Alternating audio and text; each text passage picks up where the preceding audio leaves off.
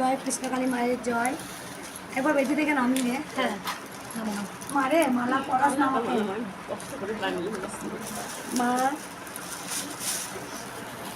মা সুন্দর একটা নিজের হাতে মালা করেছেন। এই মা অনেক থাক মা, প্রণাম করো না মা। ওই দুটো একই শাড়ি একই দিন আপনারা তিনজনে করবেন। ঠিক আছে মা। আমি জয় কৃষ্ণকালী মায়ের জয়। এই মা অনেক উপকার পেয়েছে, মা এসেই বলেছে। বলো মা, তুমি কি উপকার পেয়েছো? আমার হাঁটু ব্যথা, কোমরের পেটে প্রবলেম। কোথা থেকে আসছো মা? আমি চকলেট থেকে আসছি। মা কি খবর পেলে? আমি ইউটিউব থেকে পেয়েছি। আবার একদিন রাতে হঠাৎ 2টোর সময় খুব পেটে মানে হাত বোলাচ্ছে, বলছি যে একটা ভিডিও দেখলাম যে এক ভক্ত বলেছিলেন যে তার বোমাতে এরকম টিউমার নাকি একটা পেটে বেরিয়ে গেল। তো তারপরে আমি এরকম ঠাকুরের নাম করে হাত বোলাচ্ছি, হঠাৎ করে পেটে ব্যথা উঠলো। রাত তখন 2টো বাজে। তখন আমি গেলাম বাথরুমে, দিয়ে তারপরে আমার মানে রক্ত শুদ্ধ কিছু একটা বেরিয়ে গেল, 2বার বেরোলো।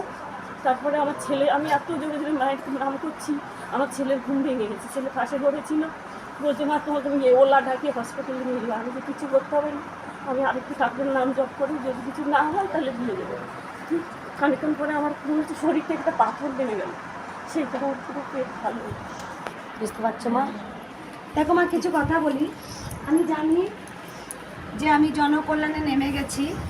অনেকে অনেক খারাপ কমেন্ট করছেন, অনেকে অনেকজনা খারাপ কমেন্ট করছেন। কারা খারাপ কমেন্টগুলো করছেন না, যারা সত্যি সত্যি বিজনেস করেন তারাই কিন্তু খারাপ কমেন্টগুলো করছেন। কেননা অনেক ভক্তরা জেনে গেছেন যে মঙ্গলা মা কিন্তু গেলে কিন্তু কিছু লাগে না, টাকা পয়সা কিচ্ছু লাগে না। আমাকে 10 টাকা দক্ষিণা দিল, আমি তার জন্য পুজো করি ত্রিশূল ধরি। আর যে আমাকে 100 টাকা দেয় তার জন্যও পুজো করি। অনেক ভক্তরা দেখেছেন দক্ষিণা দিতেও ভুলে যায়, আমার মনে থাকে না, আমি দেখি না কে কী দিল। তারপরে যখন ভক্ত এসে বলেন মা আমি দক্ষিণা দিতে ভুলে গেছি, আবার এসেছি। তাই আমি ভাবি ওষুধের জন্য আমি তো ত্রিশূল ছাড়তে পারি না।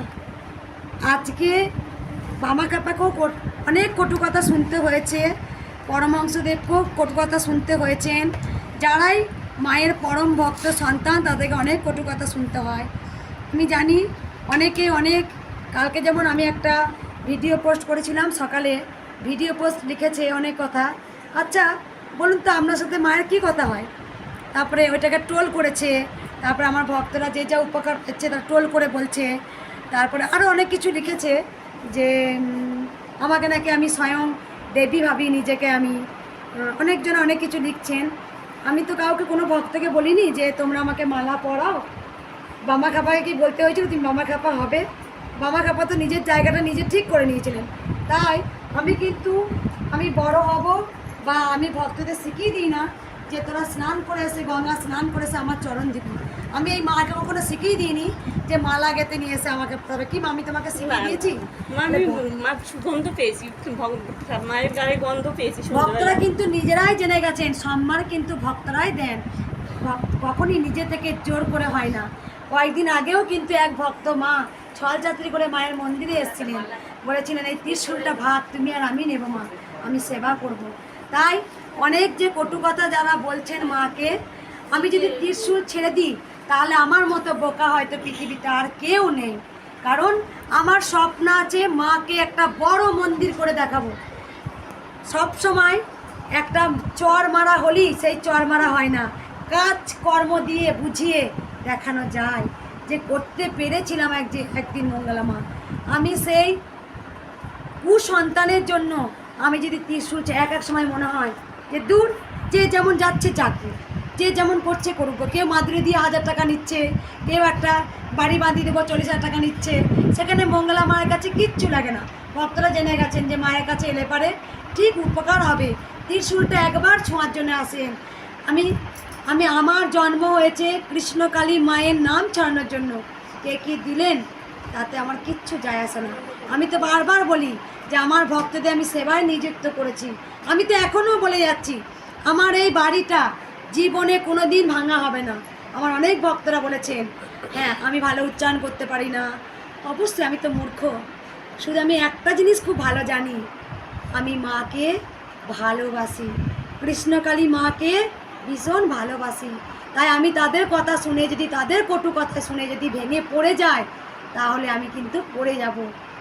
দুর্যোধন আর যুধিষ্ঠির যে সত্যবাদী, তাকেও কিন্তু সে কিন্তু সোনার সিংহাসনে বসার কথা ছিল, সেই সোনার সিংহাসন কিন্তু ত্যাগ করে তাকে কিন্তু 14টা বছর তাকে কঠোর পরিশ্রম করতে হয়েছে। তাই আমি জানি যারা যারা কটু কথা বলছেন তাদের কটু কথা বলুক, তার জন্য আমি ত্রিশূল ছাড়বো না, অবশ্যই আমি ছাড়বো না যতক্ষণ না আমার লক্ষ্য পূরণ হচ্ছে। আমার স্বপ্ন আছে বর্তমানে কৃষ্ণকালী মা যেমন নাম নিয়েছিলেন, আমার নাম হবে কৃষ্ণকালী। আর এই ত্রিশূল তোড়াতে দান করলাম কলিযুগের মানুষের মঙ্গলের জন্য। তাই তো হচ্ছে এই মা তো এত বোকা নয়, যেখানে যে রক্ত জমেছিল মায়ের নাম করেছে চলে গেছে। যে বিহারে ডাক্তার আসছে নিশ্চয়ই সে কোনো বোকা নয়। মায়ের মন্দিরে যে বড় সাহেব ছোট সাহেবরা মন্দিরে আসেন তারাও কিন্তু কেউ বোকা নয়। যারা দেশ রক্ষাকর্তা আর্মি তারাও আসছেন, তারা কিন্তু কোনো বোকাও নয়, তারা কিন্তু ঠিক মায়ের আশীর্বাদ নিতে আসছেন। যে আর্মি পুলিশ আমাকে ফোন করে বলেন মা আমি মায়ের 2 লক্ষ বার মায়ের নাম জপ করেছি, আমি বিপদে পড়েছি, বিপদ থেকে আমি ঠিক রক্ষা হয়ে গেছি। তাই এখনকার মানুষ বোকা নয়, তারা ভালোবাসা বোঝে। কোথায় ভালোবাসা পাবো, তাদের দুঃখের কথা কাকে বলবো। এমন এমন ভক্ত আছেন যারা মঙ্গলা মায়ের কাছে কেঁদে শান্তি হন, শান্তি পান। আর এত তাড়াতাড়ি কৃষ্ণকালী মায়ের নাম চলা গেল। মাত্র আমি ইউটিউবে 4 মাস ভিডিও দিচ্ছি, 4 মাস থেকে 5 মাস, তার মধ্যে 2 মাস আমি মায়ের নাম জপ করেছি। আর 2 মাসের মধ্যে আর এই ভিডিও ছাড়াটাও কিন্তু মায়ের কাছে যে চোখের লীলা, প্রথম মাকে অনেক অনুরোধ করেছিলাম চোখের লীলাটা তুই মা দেখা, তুই যে আছিস আমি বিশ্বাস করি, আর ভক্তরা কী করে বিশ্বাস করবে তুই আছিস। সেই জন্যই আজকে কোনো কটু কথায় আমি ত্রিশূল ছাড়ছি না, ছাড়বো না। অনাথ আমার কত অনাথ আছে, কত দুস্থ আছে, যারা টাকার জন্য ভালো বিদেশে ডাক্তার দেখাতে পারে না, তারা এসে মায়ের চরণে ফেলে দেয়, মা ঠিক কাজ করে দেয়।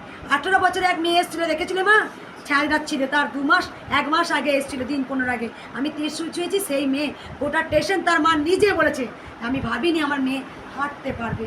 একটা কালকে ছোট্ট বাচ্চা এসেছিলো, টিউমার হয়েছিল, সেই টিউমার আমি যা মন্ত্রপুত করেছিলাম সেই মেয়েও ভালো হয়েছে। মা ছিলেন, মা আছেন, মা থাকবেন।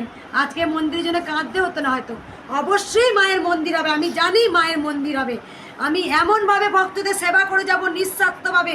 মা আমাকে বলেছিল কোনোদিন কারো কাছে তুই 1 টাকা চাইবি না। তাই যত ভক্তদের উপকার হোক, আমি কারো কাছে কোনো টাকা পয়সা নেই। আপনারাই বলুন না, কোনো নাম লেখাতে পয়সা লেগেছে? বা এখানে আসতে হলে আমরা যা খুশি দেন তো দক্ষিণা। কোনো সময় কেউ বলেছে মায়ের এত টাকা দক্ষিণা লাগবে? কোনোদিন আমার পড়া কেউ কোনোদিন আমার জানে ভক্তরা মায়ের কাছে গেলে শান্তি। তাই আজ ভক্তরা যে যা খুশি করে তার মনস্কামনা পূর্ণ হয়েছে। নিশ্চয়ই মায়ের ডাক্তার দেখাতে ভালো টাকা খরচা হতো তো, কিন্তু আমি মাকে কোনদিন বলছি মা মায়ের নাম যত ভালো এত টাকা দাও না। মা আমাকে খুশি করে বলেছে মা তোমাদের 3 মায়ের 3 শাড়ি আনলাম, পরবে মা। এটাই ভালোবাসা মা, এটাই ভালোবাসা।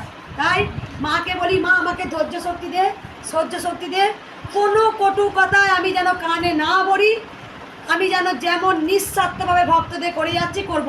কমেন্টগুলো কারা করেন জানেন?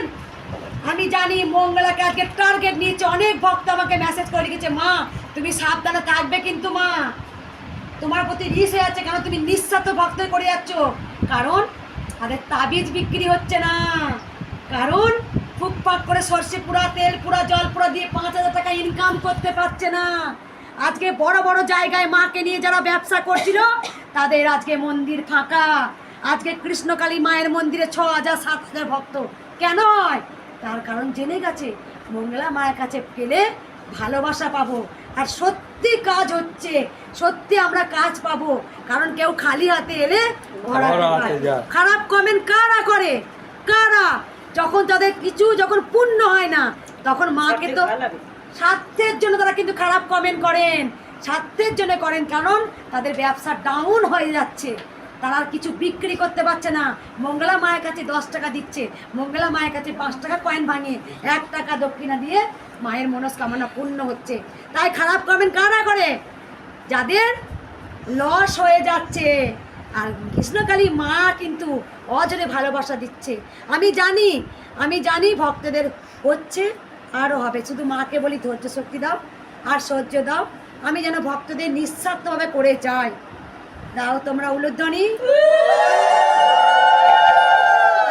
আর একটা আমি কোশ্চেন করবো,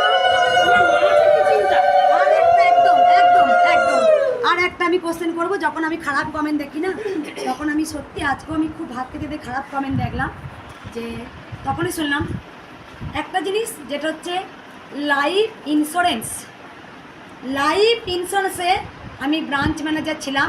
অনেকে লিখেছেন চিট ফান্ড, সের তার মতো মূর্খ মনে হয় পৃথিবীতে আর নেই। লাইফ ইন্স্যুরেন্স হচ্ছে চিট ফান্ড নয়, সারদা প্যান কার্ড ওইগুলো চিট ফান্ড। লাইফ ইন্স্যুরেন্স পরিবারটাকে সুরক্ষিত রাখা। হ্যাঁ, টানতায় অনেক বছর, যেহেতু আমি ব্রাঞ্চ ম্যানেজার ছিলাম লাইফ ইন্স্যুরেন্সে। লাইফ ইন্স্যুরেন্স এমন, একটা গাড়ি কিনলেও তার ইন্স্যুরেন্স করতে হয়। আর ইন্স্যুরেন্স কথা মানে হলো, যদি আমি বাইক কিনি তাহলে তার মাথায় একটা হেলমেট কিনতে হয়। সেই জন্যে প্রত্যেকটা পরিবারে কিন্তু লাইফ ইন্স্যুরেন্স দরকার আছে। কার কখন বিপদ হবে, কার গাড়ি অ্যাক্সিডেন্টে মৃত্যু হবে, যদি মৃত্যু হয় তাহলে তার পরিবারটা অনেক গুণ টাকা পায়, বাচ্চাদের কাছে কারোর কাছে হাত পাততে হয় না। এই সে জানে না, আর তার মনে হয় ব্যবসায় লস হচ্ছে। কোনো আমি চিট ফান্ডে ছিলাম না, আমি ছিলাম লাইফ ইন্স্যুরেন্সে ব্রাঞ্চ ম্যানেজার ছিলাম। দ্বিতীয়ত কথা, আমি কিছুদিন পর যখন লাইফ ইন্স্যুরেন্স জব ছাড়ি, মায়ের জন্য মা আমাকে বলেছিল যে আমার সেবা হচ্ছে না, তুই জব ছেড়ে দে। আজকে যখন জব ছাড়ি, তখন একটা কম্পিউটারে জব পাই। আমি দেখছি অল্প সময় যাই করি, সেখানেও কম্পিউটার জবটা যা কোনো কারণে আমার মাকে বলি, মা বলে এই জবটাও তোকে করতে হবে, তোকে আমি গুপ্তধন, যেটা মায়ের কাছে এমন তোকে জিনিস পাবি যেটা তোকে লাখ লাখ কোটি কোটি মানুষ তোকে চিনবে। একটা চাকরি করলে কটা মানুষকে চেনে বলুন? হ্যাঁ, এমন একটা জিনিস দিয়েছে যেটা আজকে মঙ্গলার মা কিন্তু সবার কিন্তু হৃদয়ের মনি হয়ে গেছে। আজকে সবাই এক ফোঁটা দেখার জন্য কিন্তু আকুল হয়। যখন কারো ফোন আসে না দেশ বিদেশ থেকে, আমি ফোন কাউটা এখন ধরতে পারি না, যখন ধরি এত অজরে কাঁদে না, বলে মা তুমি, তোমার গলা। আজকে ভিডিও দেখার জন্যে অনেক ভক্তরা আমাকে মেসেজ করে, মা ভিডিও দিলে না, হয়তো মেসেজ রিপ্লাই দিতে পারি না, আবার ভিডিও করি। আমি জানি কারা এই মেসেজগুলো করবে। অনেক ভক্ত বলেছে মা তুমি একটু সাবধানে থাকবে, মা থাকবে। আজকে লস হচ্ছে জানি, যারা মানুষের বিপদে পড়ে সুযোগ সন্ধানীভাবে মাদুলি তাবিজ কবচ এটা সেটা দিয়ে তাদের আজকে লস হচ্ছে। সেই জন্য তো মঙ্গলাকে টার্গেট দিয়েছে যে ওকে বসাতে হবে। চার হাতে যদি মায়ের আশীর্বাদ থাকে, দেখবো কেমন করে আমাকে বসায়। যেখানে শিখরে যাওয়ার, মা আমাকে ঠিক শিখরে পৌঁছে দেবেই। আজকে নিঃস্বার্থভাবে ভক্তদের করে যাচ্ছি। আজকে যারা কোটি কোটি টাকা নেই ডাক্তার দেখানো, মায়ের কাছে এসে নিমেষের মধ্যে ভালো হচ্ছে। সব সময় মায়ের কাছে প্রার্থনা করি আপনারা সবাই ভালো থাকুন, সুস্থ থাকুন। একদিন মায়ের মন্দির হবেই আমি জানি। আর যেদিন মন্দির হবে সেদিন যারা আঙুল ছুঁড়েছিল তাদেরকে মুখ থুবড়ে একদিন করতেই হবে। এটা একদিন মায়ের কৃষ্ণকালী মায়ের মন্দির বর্ধমানে জয় জয়কার হবে। তাই একদিন দেখবেন এমন দিন আসবে, হয়তো মঙ্গলাকে আর মাকে হয়তো পাবেন না। আমি এটা জানি, একদিন হয়তো আমার সঙ্গে মায়ের সঙ্গে ঘুরতে থাকতে হবে, মায়ের ধ্যান সাধনা করতে হবে। অবশ্যই আমি করব, আমি জানি। তবু আমার লক্ষ্য আছে, আমার যারা অনাথ দুস্থ যতদিন পারি আমি পাশে দাঁড়াই, তাদের উপকার করে যাই। সবাই একবার বলুন জয় জয়। ভুবন ভরানো হাসি দিয়ে মায়ের আশিস নিয়ে আগিয়ে যাব, মায়ের আশিস নিয়ে এগিয়ে যাব। যখন মাছে একদিন সব হবে, মায়ের মন্দির হবে দুস্থদের পাশে, আমি যে দাঁড়াবো। সকল ভক্তদের পাশে আমি দাঁড়াবো, সকল ভক্তের পাশে আমি করবো। সবাই ভালো থাকুন, সুস্থ থাকুন।